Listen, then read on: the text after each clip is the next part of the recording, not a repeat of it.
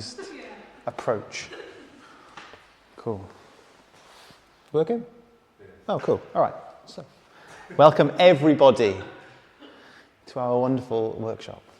So, basically, we decided to kind of do these things because, frankly, we don't have the time in clinic to explain to the depth that we would want to explain the process behind some of the methods that we use, or the main kind of neurological tool that we use. And for anyone who's had pain for a long time, it becomes really important, frankly, to just understand why you have the problem, more so than what you do about it. That's really, really important. And so everything is based on, kind of base the clinic on this idea of a 5-step process. So we're just going to run through kind of some of the concepts and understanding, and then if there's any kind of queries, we can go through it. So the clinic, we've been going now for 8 years, which is crazy to say. Collectively, we've seen over 5,000 patients, and I think we've got the most Google reviews around the kind of South Wales area, which is nice. And hopefully that's testament to some of the work that we do and some of the patients we help who've been unable to get the results they were looking for. So when anyone's suffering pain, I think there's a lot of misconceptions, certainly mostly around pain equals damage. It's probably the most important thing. And so many patients will come in and explain, well, do I need a scan? Do I need an MRI? Do I need an X-ray? Because there must be something wrong with my knee because it hurts. And where they're saying, there's nothing wrong with your knee, which can be taken as it's all in my head, which is not necessarily strictly true. Any lower back pain is often seen as being a kind of slip disc. And I think probably one of the most important things is the fact that often people will feel that any form of exercise will make the problem worse. And rest is the only answer. And if I just rest and rest and rest, you end up in this kind of fear-based cycle of, well, I'm worried about the anticipation of the pain occurring, so then I won't do the activity. And then the less you do, it just becomes self-fulfilling. That's the trouble. And of course, the old age kind of thing of, it's just my age, which couldn't be further from the truth, because if that was the case, everyone of a similar age would have all the same problems. So just some information on that, which I think is quite interesting. When it comes to any form of degeneration or arthritis, really it's only the itis part, which refers to inflammation, that's relevant. A structural degeneration of a joint has no relevance on pain. And I can have the most degenerate joint in the world and feel no pain at all. Or have a perfectly amazing structural joint on MRI scan and yet feel debilitating pain. So age is actually rarely a factor when it comes to chronic pain. Obviously, it's something that's easily blamed. So just some interesting information on, for example, discs, because disc injuries in the lower back are really common. So this is a sample of patients who were completely pain-free. They have no symptoms whatsoever. I can't remember how many patients it was. I think it was a couple of hundred people. And so by the age of 40, 68% of people have disc degeneration. 50% of them have a disc bulge, but they have no pain and no symptoms. By the time you get to 60, you're up to nearly 88% with degeneration. 69% have a disc bulge. It's a crazy amount, really, to then feel no pain at all. And so it's just an example to show that the structure often is irrelevant. It's only when, in our experience, it's really quite severe that the structure is relevant. Like it's really not very often at all. You know, occasionally I'll send people for a surgery because it is too late, but it's so rare, really is rare. And also there's this kind of idea that actually most back pain is most prevalent around kind of like 35, 40, 45. Before that, not so much. And actually, for most people, dips off after that as well. But yet, arthritis obviously increases with age. So there's no correlation, which is interesting. When people kind of have that argument that it must be the degeneration of the joint that's the cause of my pain. But pain is actually so multifactorial, there's much more to it. So, what is pain? Pain is, I think the issue with pain is because when we're kids, we're taught that if I have pain, it's because I've fallen over, I've hurt myself, I have damage. And in that instance, yes, you do. And that will get better. But our understanding of pain as we grow into our adult lives is based even down to how our parents reacted when we were young and how they reacted when you had pain. Was it you're fine, get on with it, in which case your feeling or your emotion was kind of negated or kind of, not really taken on board? Or was it to the point of, wrapping you in cotton wool to the extent of, don't do that, be careful, or don't hurt yourself? And so that lays down the foundation of your understanding of not only your body, but what pain is. But pain is only an alarm signal, a conscious awareness that there is danger. And it's not necessarily real danger, it's just perceived. So when you become an adult and maybe I fall and I hurt my knee or I twist my knee, of course it's going to hurt because it's going to be inflamed, and that's normal.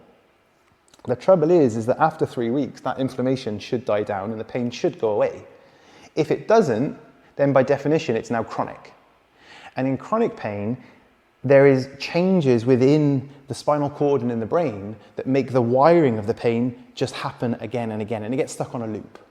And we build what are called neurotags that associate certain movements as being painful no matter what I do. So every time I bend forwards, it hurts, because the last 1,000 times I bent forward, it hurts. But that's the only reason why. It's just an association. There's no other reason for it. It's not that the act of bending forwards is a problem. And it's context specific and it's environment specific, which is interesting. So one of the questions I'll often ask a patient is, you're suffering with this problem. If you were living on a desert island in the Caribbean, do you think you'd still have the same amount of pain? Most of the time people say no, which for me tells a big story, because there must be some environmental factors at play. Whereas if there was such a degenerate joint or such a real structural problem, it wouldn't matter where you are, what environment you're in, what context you're in. So there's several factors that help us diagnose. Do you have an acute pain, which basically means there's inflammation? Do you have a chronic pain, which is now what we term as neuroplastic, this idea that the brain and the nervous system is plastic and is able to be molded? When patients describe that the pain will come and go, I have good days, I have bad days. If I have a stressful day, the pain gets worse. All of these tell us that it's much more nervous system dominated, because if it was a genuine issue with the structure, it would be the same symptom every time you do the same activity. It wouldn't have a good day or a bad day, or flare-ups or changes. It's modulated by the perceived danger that the nervous system sees, whether that's real or not, perceived or not, whether it's from a bad day at work, a bad night's sleep, poor diet, someone said something, or the most difficult part that we have to try and figure out are these subconscious emotional triggers that trigger pain. What did I see yesterday? Because when what was it?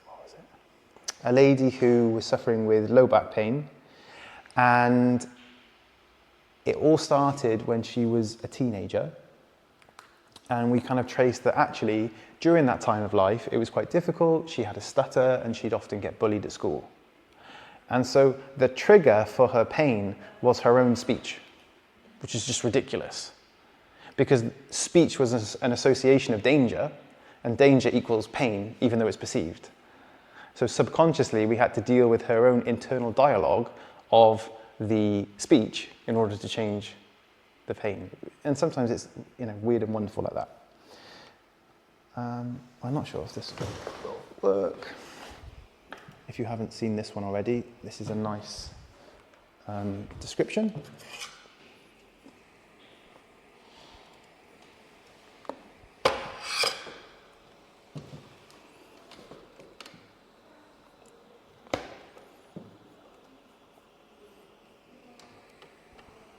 Have I crashed it? I might have. Oh, that's why. It's lost connection to my phone.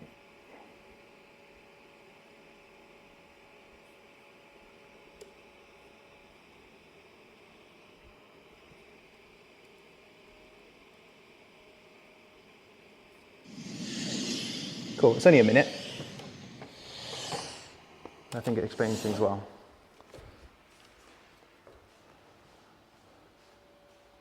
Everybody agrees that pain is 100% of the time produced by the brain. This includes all pain, no matter how it feels, whether it's dull or sharp, strong or mild. And no matter how long you've had it, be it minutes, months, years or decades. You may have been involved in an accident and broken a bone, prolapsed a disc or sprained an ankle. Or you may have been diagnosed with chronic pain years ago. It also doesn't matter where the pain is located, be it head, stomach, neck or back, arm or leg.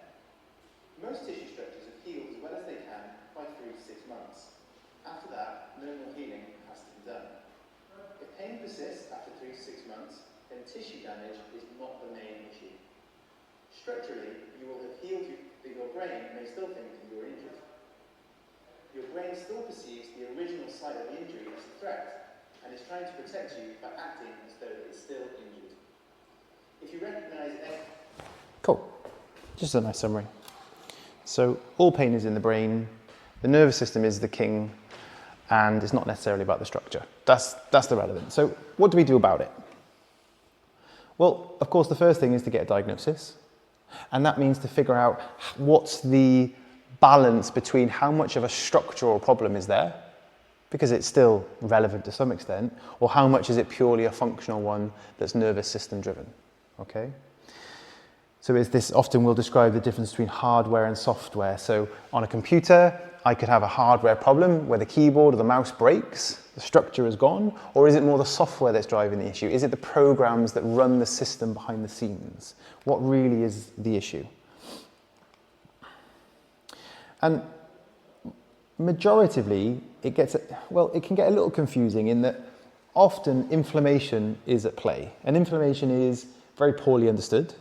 And inflammation is a normal healing response. If I fall, I'm going to create inflammation, which is a barrage of chemicals in the area to help heal something. And so it can be confusing when we tell people there's nothing structurally wrong, but at the same time, it's inflamed. So what's going on there?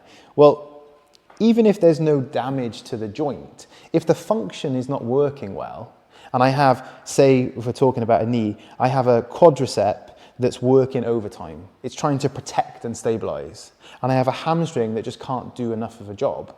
Well, now I'm going to create some relative irritation, friction, let's say, and that will create some inflammation in the short term. So there's no structural damage, but I am irritating the joint because it's not working functionally or efficiently. And so most pain, in that sense, can be just driven from local chemicals with inflammation. If there's no inflammation, then it's purely an output of the brain. And so, in reference to chronic pain, there's really only a few things that are relevant. 4 things, in fact. The first thing is what we call peripheral sensitivity, which is the sensitivity around the area. So I might fall and damage that, and then that heals. But now, in order to protect it, the sensitivity comes up a little bit. So the next time I fall on it, I only have to fall on it really lightly to get the same response. It's like if I burn my hand, I'm not going to think about it, I'm going to take my hand away. But then later, if I touch something that's not as hot, I may well still have the same response. There's an increased sensitivity. And so that increased sensitivity means that I can do less to the area. I can do a 2 out of 10 pressure, but the brain is going to perceive that as a 7 out of 10. So on the weighing scales of is it dangerous or not, if it decides it's dangerous enough, then I'm going to feel pain. That's the first thing. The second thing is a central sensitization in the spinal cord and in the brain. So what we know when pain has been going on for longer than 6 months is in the spinal cord, we have small nerve endings that actually get wider. They actually get bigger. So now that even if I didn't have the sensitivity in the outside, or the peripheral, as that information comes in, there's more anatomy to receive that information. So again, a 2 out of 10 is going to be seen as a 7 out of 10. That's at the spinal cord, in the spine. Then when it goes up to the brain, there can be another level of sensitivity where you've learnt the pain. The neurons that fire together, wire together. That's the saying in neurology. And more so that when there's an area of pain for a long time, we lose our sense of where it is in space. So we have a term called proprioception, which lots of people have heard of these days, which is just where your body is in space. And I'll describe it like having a Google Maps of your body in your brain. And in chronic pain, that map just doesn't get updated. And so there's like a smudging. So your brain no longer understands what your arm is anymore. So therefore it's dangerous, because I don't know what that thing is attached to me. You haven't used it for ages, and every time you go to do something, I think that's dangerous, and so I'm going to keep on giving you pain. So you can have inflammation, you can have sensitivity in the periphery, you can have sensitivity centrally, which we have to unlearn, and all of that is then driven from emotion and fear. Because there's two parts to the brain. There's a new brain, which is logical and rational and critical thinking, which is very new in terms of evolution. And then we've got the old, more primitive brain, which is our limbic system. It's our emotions, it's our feelings, it's our kind of protection. And when any information comes from the body up to the brain, the first place it hits is that survival area. And it's to do with breathing rate, heart rate, all these kind of more important things, survival. And so there's a bit of a battle, because that old part of the brain is sensing danger. The only thing that you can then control is the critical thoughts you have about it. Do you validate that danger signal with, oh, that's not safe, or, oh, I better not do that, or all those kind of internal dialogue spirals that people will go down? Or do you recognize truly that you know that there's no damage, you know that the structure is okay, and it's a learnt response? And all I can do is control my emotional reaction to it. Because if we can dampen that new brain's effect on the old brain, that's the biggest game changer there is.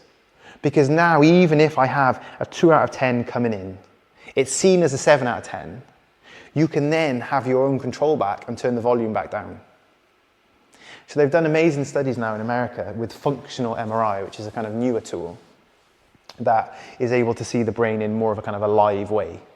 And they found that if they take a group of 100 people who have back pain, they can predict with 95% or 85% accuracy whose pain will become chronic, just based on the anatomy of their brain.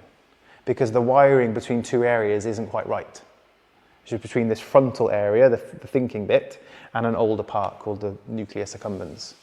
But it's fascinating. And so one of the key things that you can do is learn the tools that we teach called somatic tracking to unlearn that pain, to unlearn the automatic negative fear response.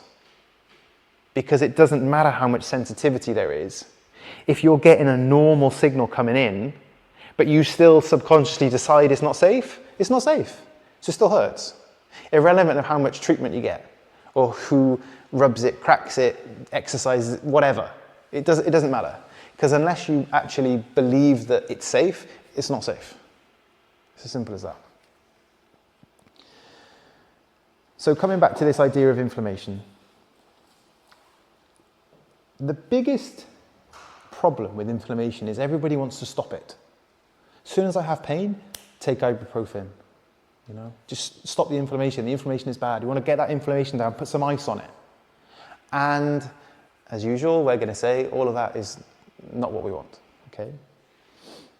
The idea of icing came about in, I think it was 1986, by a guy called Dr. Gabe Merkin. And he was a sports scientist in America who created the idea of RICE. Everyone's heard of RICE. Rest, ice, compression, elevation. And so from that point on, everyone has kind of wanted to rest injuries and ice them and calm it down. And ice will act like a painkiller. It will act like an analgesic. But the inflammation is there to heal tissue. And so if I ice an injury and I block the blood supply, it will feel better. But it will also stop the healing from happening. And so there's, again, new research taking groups of people who have back pain. And for 12 weeks, one group only had pain management with acupuncture, and the other group used anti-inflammatories. And of course, the people who didn't have the anti-inflammatories got better quicker. It may have hurt more in the short term, but they healed much quicker, because they didn't block the ability of the body to heal the thing that needed to heal.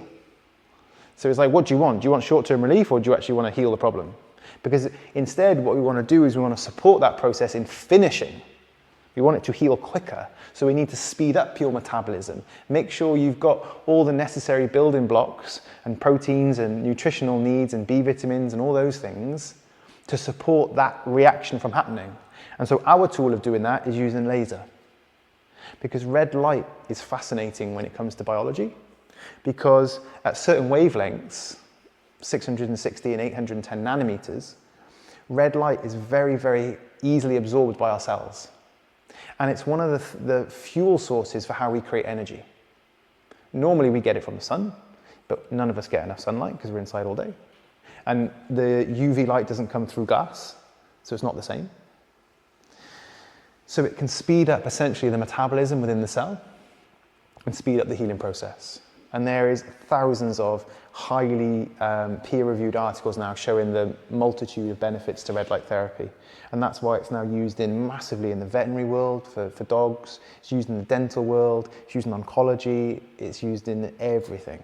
Beauty, you see all the red light face masks now. My wife wanted one for Christmas.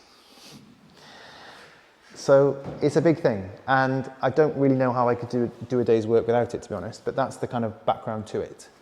Yeah? It speeds up the healing response. And so, as I said, we don't want the ibuprofen and we don't want to ice the injury. We want to flood that area with blood flow. So the more heat, the better. Because if I can get more blood flow in there, I can not only get the chemicals into there that are going to help it heal, but I can also get the debris or the waste products back out again. So it's also about drainage. Some people have heard of lymphatic drainage, which is also quite important. And so that can be another tool that you can use to support that inflammatory process, which can be things like dry body brushing. Even one of the best things is actually going on a trampette, like a kid's trampette. That can be really good as well. Cool. Then, so just kind of another note on inflammation, I guess, is that until the inflammation comes down, often the pain will still be present. And so that's why it comes first, before everything else. Before doing exercises, before the bulk of the treatment, you've just got to calm it down. And sometimes, if patients like to do too much too soon, and there's a flare-up and it gets inflamed again, now we've got to go back and deal with that again. Calm it down again, and then we can move forwards again. So it's really, really key. Because what inflammation will also do, I talked about the sensitivity, it will immediately resensitize all the danger detectors in the skin. We've just been working really hard at trying to stop. Then, this is the word we use a lot, desensitize, but what the hell are we on about? Well, when the nervous system detects danger, and as I've mentioned, it could be real, it could be perceived, it could be physical, it could be emotional. There's not much the body can do. If you think about it, there's only three things we can do. We can contract muscles, which means we can move and we can speak and we can digest and we can do most of our bodily functions. And I can secrete hormones. And then that kind of controls all the physiological processes internally, and I can think and I can sweat. And that's about it. Not much at all, really. And so the body is often seen like a computer in that way. I've got to get information coming in. I've got to put data in, which is either through my senses. I'm either going to see stuff, hear stuff, taste stuff, smell stuff, or touch stuff. Or I'm going to get all that information through my nerve endings. And we have around 16 different types of nerve ending. So I can detect touch, hot, cold, impact, sharp, vibration, all the things we can detect. And it's that combination of things that can be therefore perceived as potentially dangerous. So I've got these 16 options for what does my brain see as dangerous.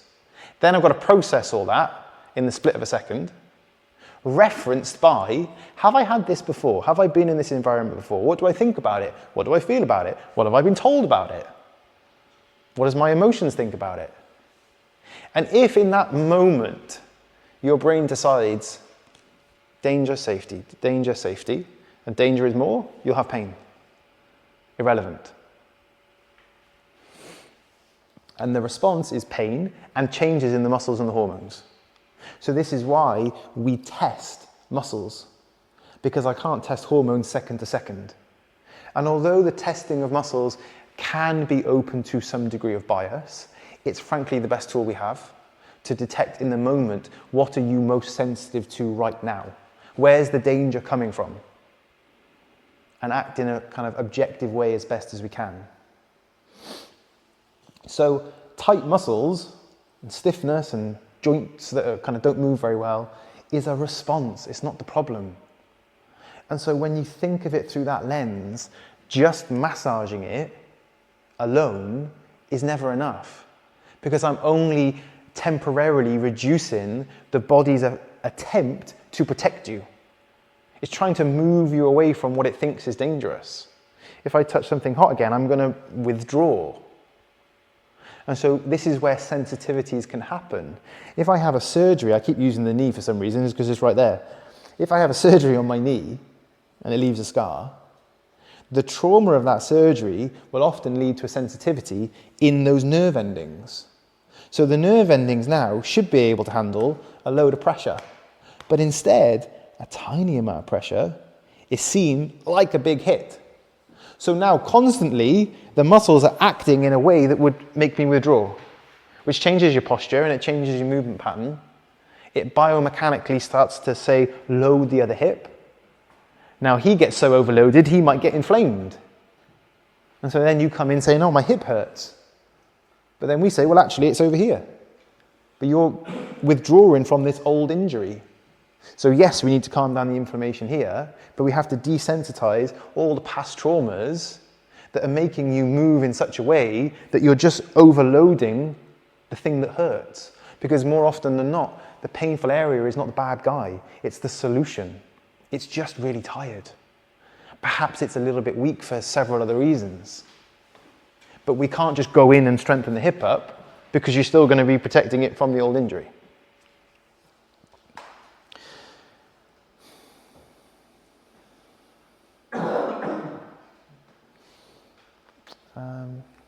Cool. So, what's the bit that we do? So, we use a tool that we are the kind of UK and European teachers for, called proprioceptive deep tendon reflex, which is a mouthful. But it's essentially a way of testing and finding these areas of sensitivity or overprotection areas and desensitizing them. Yeah, I'm not going to say much more about that yet. So just kind of, I'm sure that you know, but kind of benefits of the clinic is we have a members resource area online and a 10-week chronic pain program, which is a week-by-week video and PDF course that outlines in great depth, it's taken me a very long time, all the tools that you need to get out of chronic pain. The diet, the supplementation, the thinking, the emotions, the movement, the exercises, the strength stuff, everything.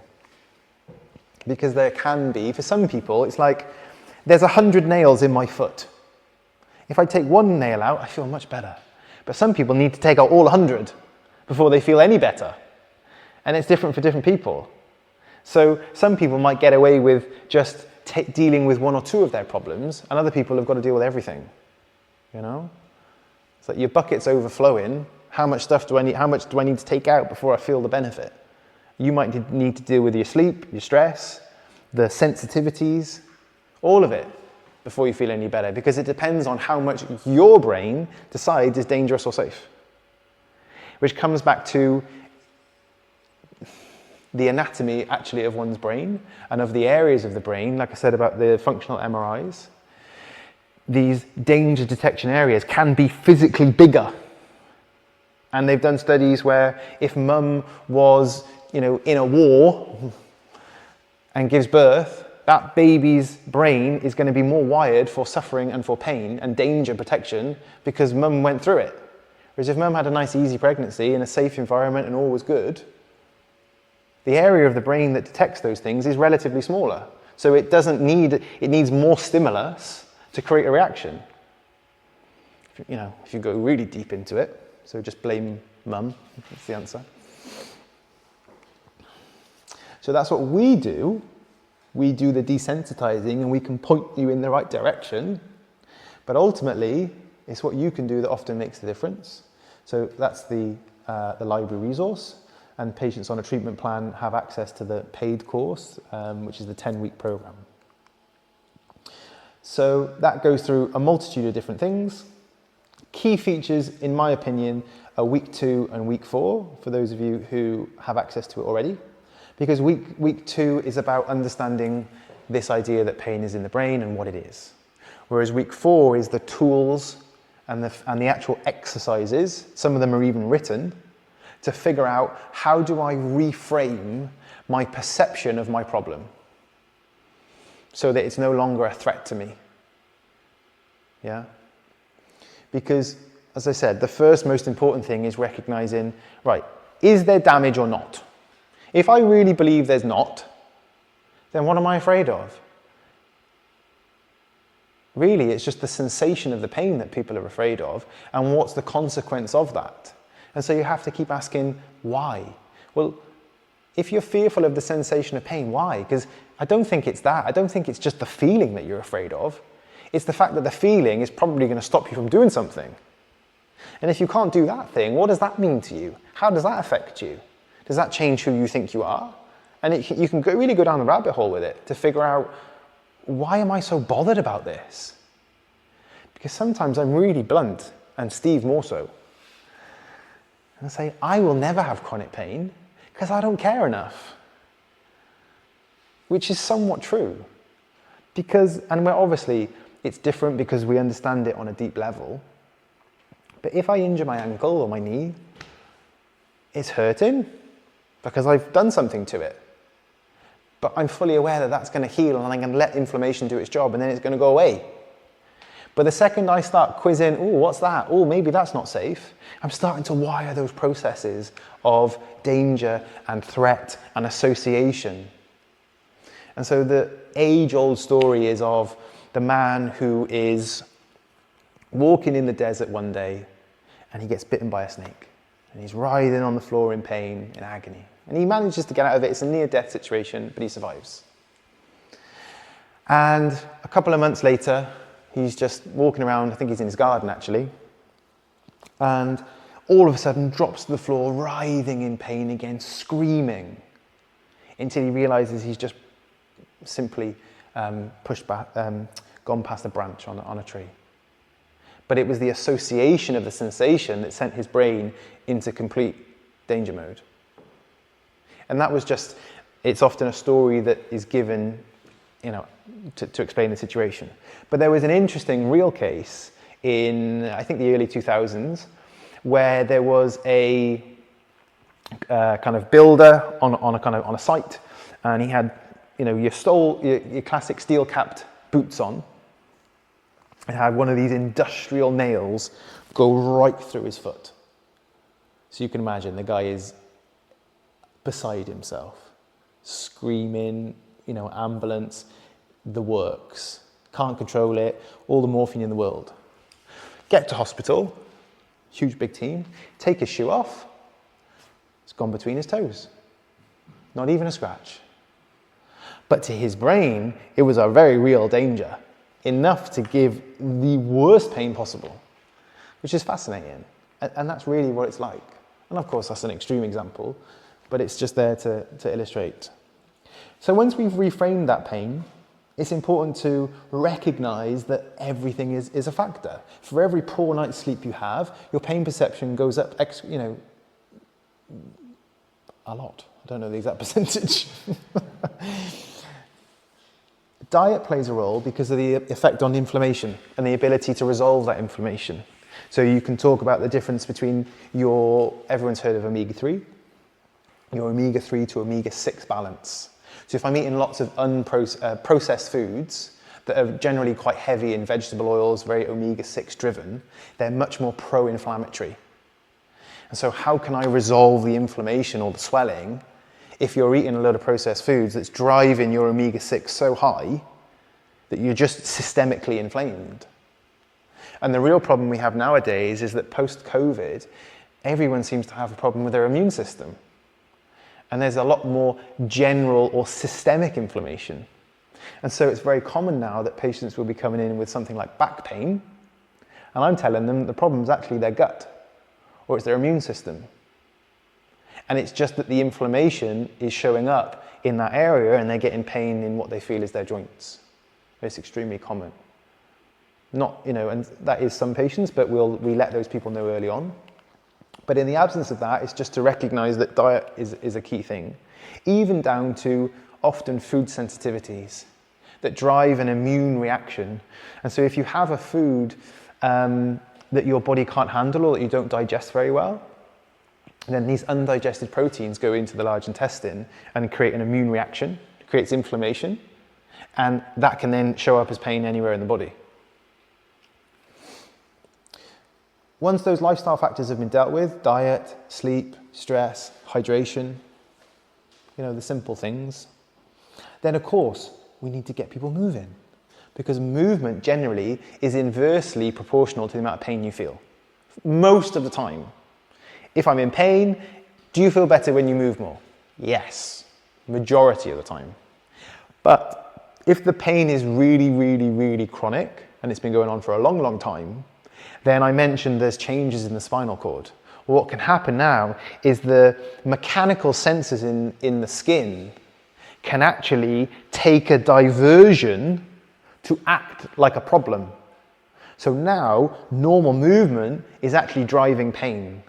That's the difference in chronic pain versus normal pain, is movement can actually make you feel more pain.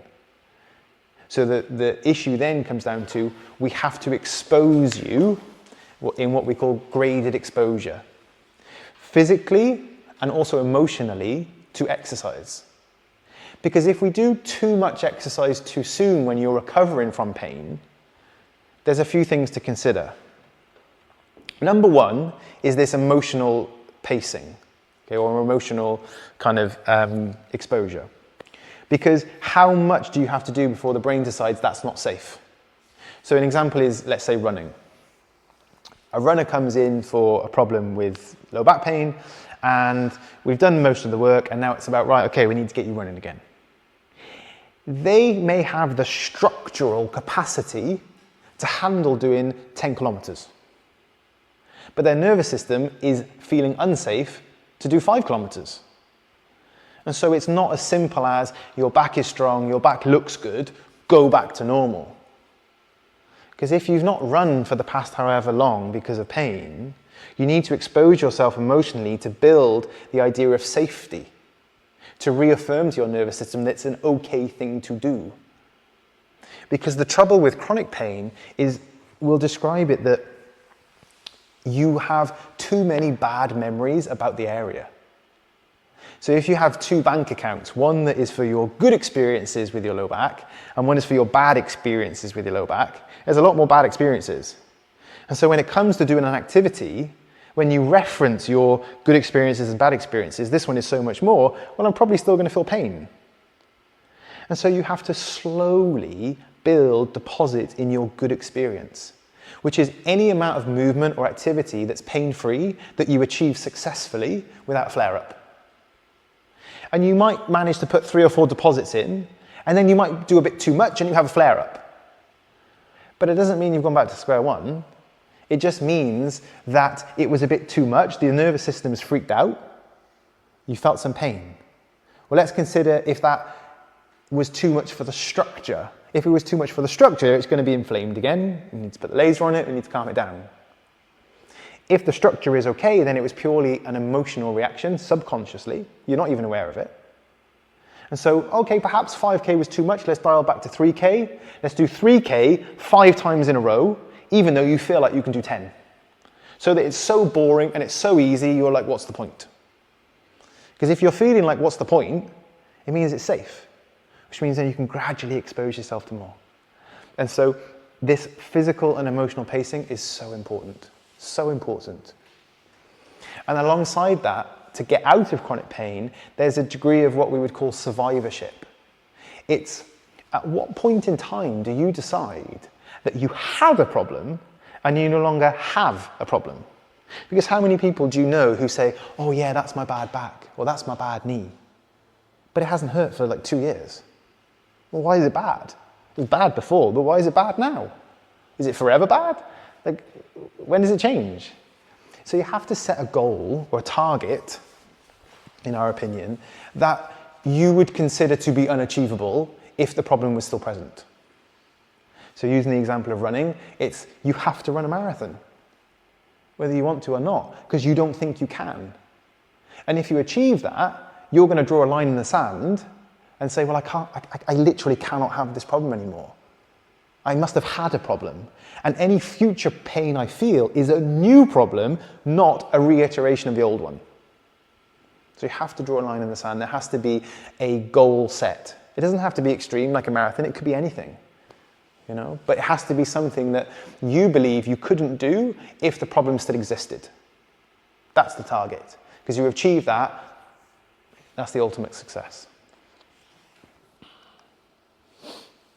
So, as I mentioned in kind of week 2 and mostly in week 4, it's this understanding of the pain, which is why the reason why we're doing this talk, that can help people the most. And so because of these flare-ups with the physical pacing, the emotional pacing, the road to recovery is not linear. You'll feel amazing, then you'll feel terrible, then you might be a bit better, then it'll change. It's up and down, it's back and forth. It's 2 steps forwards, 1 step back. But there should be an overall positive correlation. It's not a simple process because we're very complex beings, unfortunately. It's a little bit like looking at the stock market. If I'm looking at my stocks every day, I'm going to panic. Whereas if I just zoom out and look over the last 3 months, you might feel a bit happier, or 5 years. So the more you zoom out, the better it is. Okay? Don't get stuck in, oh, I had a good day, but now is a bad day. So it's terrible because I had a bad day. The better question is, what's your ratio of good days and bad days? Are you having 3 good days and 1 bad day? And then a month later, you're having 4 good days and a bad day. Fine, great, it's positive correlation. That's all that matters. And so within week 4, we'll talk about this reframing of pain. So I've talked a lot about this idea of danger and safety. And so one of the chronic pain research groups has come up with this concept of what they call a protectometer. And this idea of a DIM, a danger in me, or a SIM, a safety in me. And this could be the things that you hear from other people, often doctors and surgeons telling you, you can't do that, you'll never do this again, that type of thing. Things that even family will say. You know, there's interesting data to suggest that if you have a partner who's highly supportive, it takes you longer to get better. Because it's, oh, don't do that. Oh, watch your back.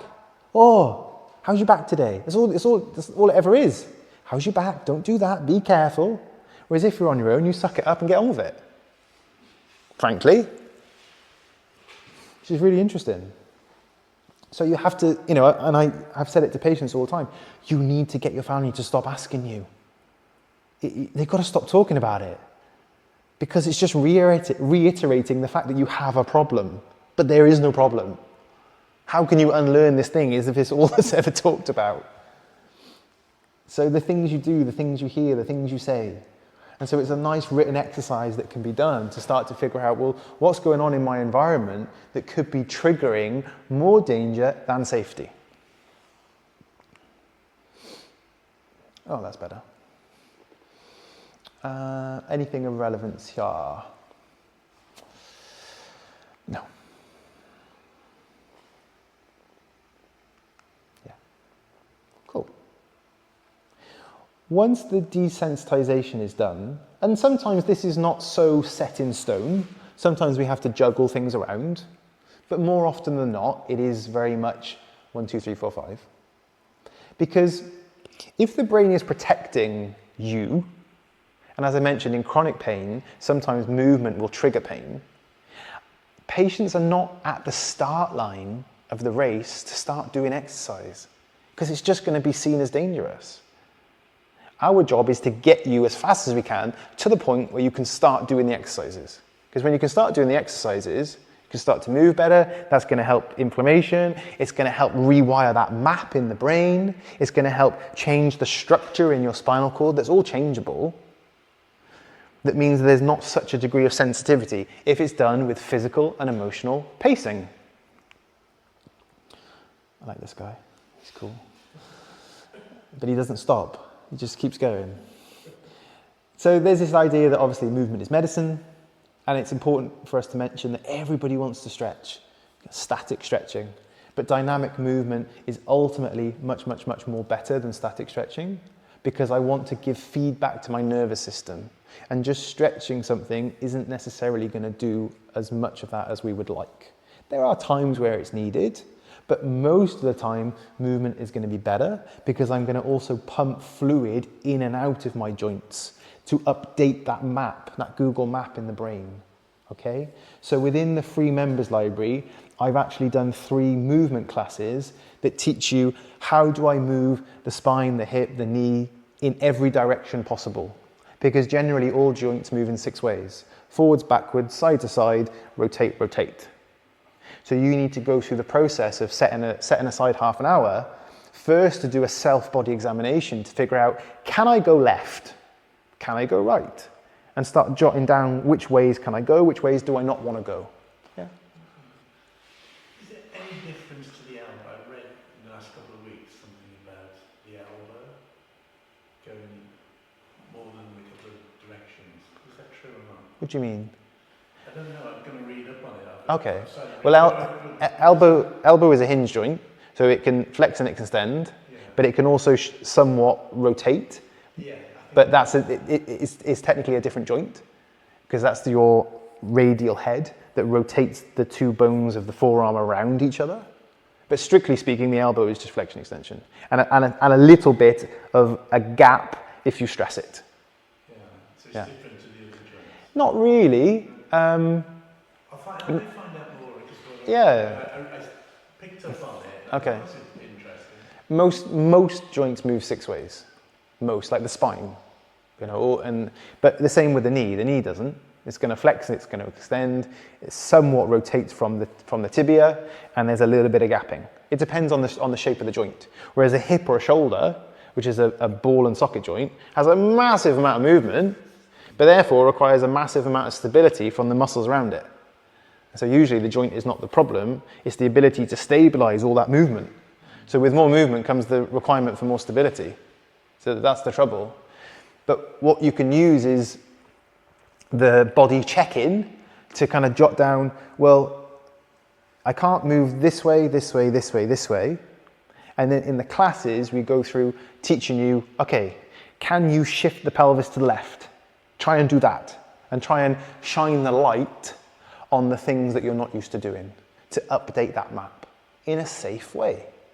So it's a really easy way to start to help yourselves once you're at that point in time. Really, really, really important, because there will be loads of things that people are like, that just feels completely alien to me. The classic example is the ability to tilt the pelvis. Not many people have unless you've done Pilates or something like that, can consciously tilt their pelvis. But you should be able to have good body control and know what it feels like to do the difference between, say, like a hike of the pelvis and a shift of the pelvis and a tilt of the pelvis, and be able to access those movements at free will. Because when it comes to posture, posture is another thing that's often kind of demonized as, oh, I just have bad posture. But there's really no such thing as bad posture. There's just a posture that you can get stuck in. So the starting position is irrelevant. I don't care if you're sitting for a long time or whatever it is. It's just your ability to adapt and change that matters. So if I'm in a shape, posture, but I can move out of that shape, then fine. But so often people are in a shape and the nervous system wants them to be there and they just can't get out of it. Now we tend to have a problem because there's no adaptability in movement. Because in movement, everything relates back to walking. It's the most complicated thing we can do as humans, and it's actually the reason why we developed a big brain. Not to do with speech or anything like that. It was purely to do with the demand of becoming bipedal on 2 feet and the ability for us to move. Because it's so complicated. In 0.6 seconds of one step, I have to contract every single muscle in my body on and off in perfect synchrony, like some kind of crazy, complicated orchestra. It's unbelievably complicated. And so if you don't have access to some of those movements, you're going to have to compensate for it elsewhere. So everything is tagged together. So the classic example there is when the foot hits the ground and I load it. So that's called pronation, or kind of the arch flattening to the ground. And so every time I do that, I have to, or I should, my shin should come in, my hips should come in, I should tilt my pelvis, my ribs should lift, my chin should tuck in, I should rotate my pelvis this way, my thorax this way, my neck that way. That's just what we're designed to do, and that's predetermined. But if I've had an injury that blocks, say now, my rib cage can't lift this way because I've had maybe a fall when I was skiing, well, now I can't go that, now I've got to do more here. But now that gets irritated. And so often we can relate everything back to movement, which is quite interesting. So to assess that, we have the force plate in clinic, which is a pressure plate to start to measure your ability to distribute weight in the feet, which can be a nice objective tool to mark improvement as well. Re-educate people on how to connect with their bodies through that body check-in and the 3 classes we've done. Mirroring the positions of gait, and they kind of run through how to do that. And then you can do that at home, highlighting those dark zones or those bits of movement that you just don't know what to do, okay? And as well as that, so that's more to do with figuring out the things you just can't do. There's also more general mobility flows, which are a little bit more somewhat generic. But the beauty of these is you're going to move it in all those 6 directions. And it's one of those things where I would rather people spend, if it was yoga, if it was this, it doesn't really matter what it is. I would rather you do 10 minutes a day than an hour a week. Because that's what's going to make the most difference, is just the regularity of it. For the fluid in and out of the joint, for the proprioception to the brain. We really want to get that kind of compound interest effect, rather than just bulking it all up and doing it all at once and then feeling exhausted, feeling sore, I did too much. Just little and often is always the key. And only after all of that can we think about really strengthening stuff up. Now, there are cases where the structure of the joint, maybe because it really hasn't been used for long enough, is genuinely weak. In which case we have to put number 5 actually as number 1 and build it up first. So as I mentioned, sometimes it's in a different order. But generally, the strengthening will come once I have the movement capacity, once my brain thinks I'm safe, then I can kind of run with it. And so we have pre-made PDF work plans for each area with strength-based programs as a